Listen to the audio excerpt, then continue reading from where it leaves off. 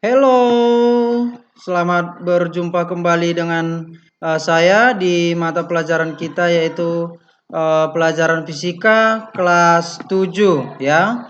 Jadi di sini pada kesempatan ini kita akan melanjutkan materi kita yaitu lanjutan dari materi yang hari Rabu ya. Jadi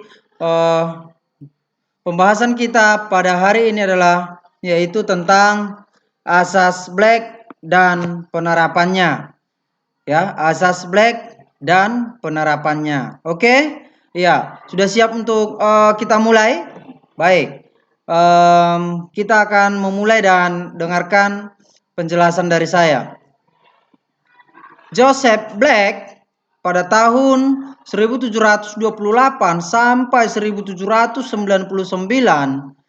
beliau melakukan percobaan yang menghasilkan teori bahwa ketika dua benda dengan suhu yang berbeda disentuhkan atau dicampurkan, maka benda bersuhu lebih tinggi akan melepaskan kalor dan benda bersuhu lebih rendah akan menerima kalor. Ya, artinya ketika kita mencampur ataupun menyentuhkan dua benda yang bersuhu lebih tinggi ke benda yang bersuhu lebih rendah, maka benda tersebut akan yang bersuhu lebih tinggi akan melepaskan kalor dan bersuhu lebih rendah akan menyerap ataupun menerima kalor. Ini terbukti ketika penerapannya ini ketika seorang bayi demam ya. Ketika seorang bayi demam, maka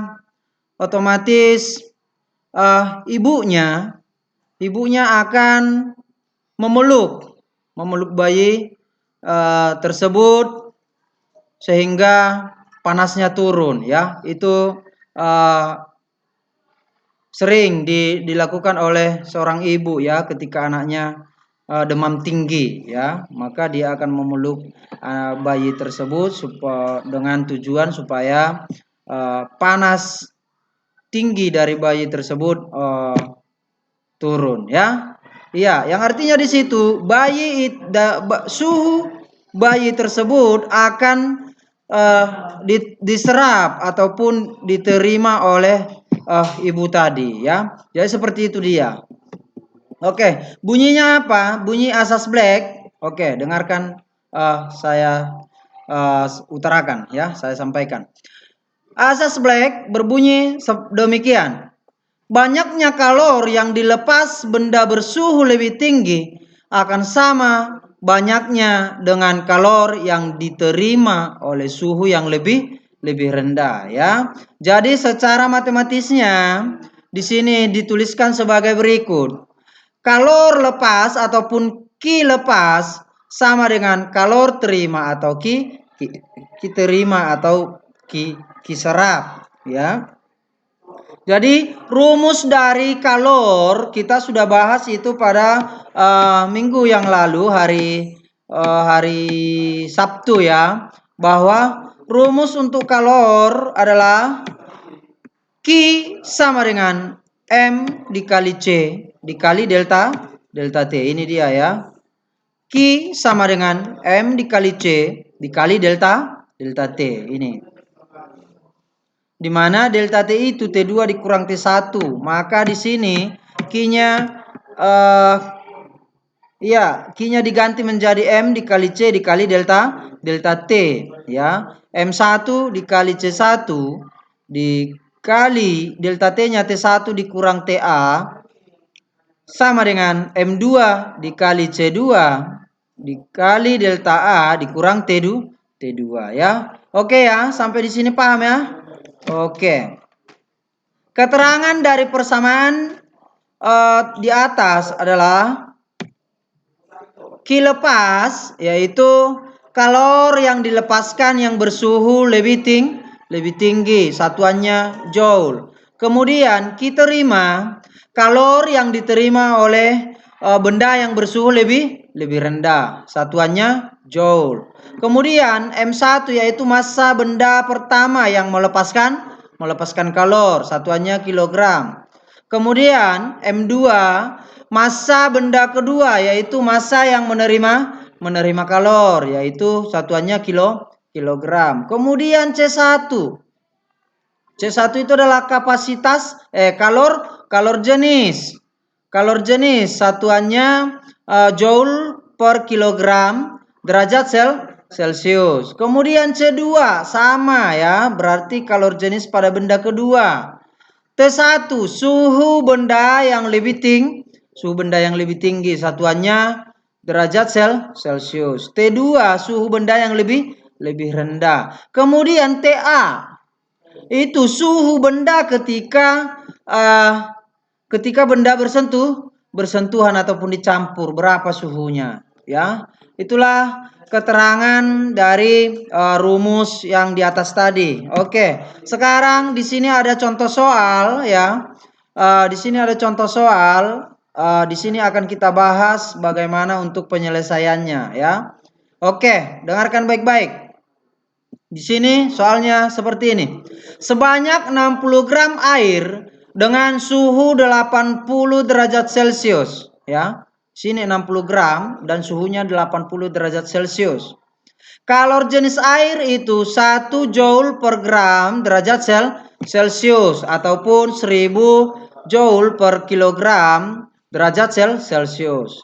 Dicampur dengan air bersuhu 30 derajat Celcius sebanyak 40 gram ya. Di sini dicari, yang ditanya adalah tentukan suhu akhir ketika airnya dicampur ya. Oke, dari soal ini dapat kita ambil, dapat kita tulis diketahui dan ditanya ya. Diketahui tadi yang pertama adalah M1, massanya berapa? 60 gram. Dan M2 tadi 40 gram. Kemudian T1 tadi 80 derajat Celcius ini ya. Dan T2 35 derajat Celcius. Kemudian apalagi yang diketahui? Kalor jenis C 1 joule gram derajat Celcius. Yang ditanya adalah suhu akhir ketika kedua air dicampur ya. Oke. Kita lihat penyelesaiannya ya.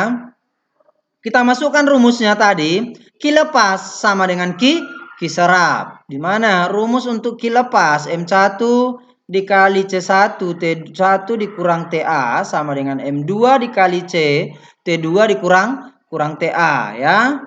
Oke. Maka masukkan angkanya. M1 tadi berapa? 60. C-nya tadi berapa? 1 joule gram per 1 joule per gram derajat Celcius. Kemudian T1 80 dikurang TA ya. Sampai di sini bisa diikuti ya. Iya, sama dengan 40 gram. Ya, kemudian C-nya tadi berapa? 1 joule gram derajat Celcius. Kemudian dikurang TA dikurang 35 ya. Maka ini kalikan dulu dengan ini, berarti 60 kali 80 dikurang TA. 60 kali 80 sama dengan 4800. 60 dikurang TA sama dengan 60 TA. Ya, sama dengan 40 dikali 1, 40 dikali TA, 40 TA. Dikurang 40 dikurang 35. 40 kali 35 berapa hasilnya? 1400. Maka di sini dapat ambil dia yang sejenis ya. Di sini yang sejenis 4800 dengan 1400. Maka 4800 ditambah 1400 pindahkan ke kiri ya, jadi tambah. Sama dengan 40 TA ditambah 60 TA. 40 ditambah 60 100 TA ya. Jadi 4800 ditambah 1400 sama dengan 6200. Maka TA 6200 sama dengan 100 TA. Maka TA sama dengan 6200 dibagi 100 sama dengan 62 derajat Celcius ya. Oke, demikianlah penjelasan yang bisa saya sampaikan ya. Silakan disimak-simak penjelasan yang sudah saya sampaikan ini ya. Kemudian setelah sudah selesai, di sini saya sudah menyediakan tugas yang akan kamu kerjakan ya. Jadi silakan dikerjakan tugas ini. Buatlah contoh soal di atas tadi sebagai panduan kamu untuk mengerjakan soal di bawah ini ya. Jadi silakan dulu ini dipahami baru kerjakan soal ini. Oke, hasilnya apabila kamu sudah selesai kerjakan tugas ini, hasilnya kirimkan ke WA pribadi saya ya. Oke, demikianlah penjelasan saya. Semoga bisa kamu terima apa yang bisa saya sampaikan ya, dan soal ini bisa kamu kerjakan ya. Pesan saya, tetap semangat dan tetap jaga kesehatan. Sekian dari saya. Terima kasih.